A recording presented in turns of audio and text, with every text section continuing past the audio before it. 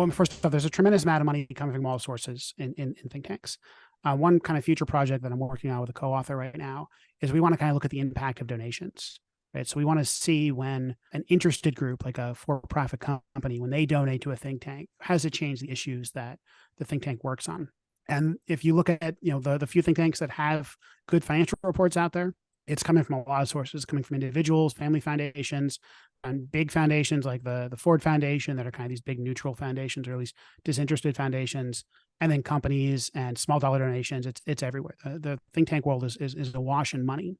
The question is, I think, is really on what dimension are some think tanks insidery or not? There are big think tanks, there are small think tanks. Some big think tanks are not really on the inside. They are talking to the media. They are putting out reports. They may occasionally, testify before Congress on an important issue. I'd even put like a big think tank like the Brookings Institution kind of in that boat. They are basically a big fancy university. They don't teach classes, but they have a lot of people who look a lot like me, professors. They have PhDs that kind of work on their own. Some of them are very influential, end up in, executive branch jobs. Some of them are just kind of writing books.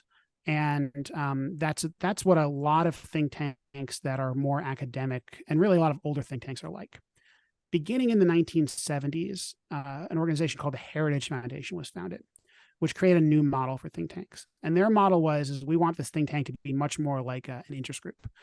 A lot of people use the term think and do tank. I'm not a big fan of that, but that's the idea, right? It's that they're not just writing reports and being academics, but they are going out there and strategically writing reports, right? Releasing a report that, on the perfect day, and then going out there and talking about in the media and holding meetings and lobbying on that report with individuals. And those end up being very influential.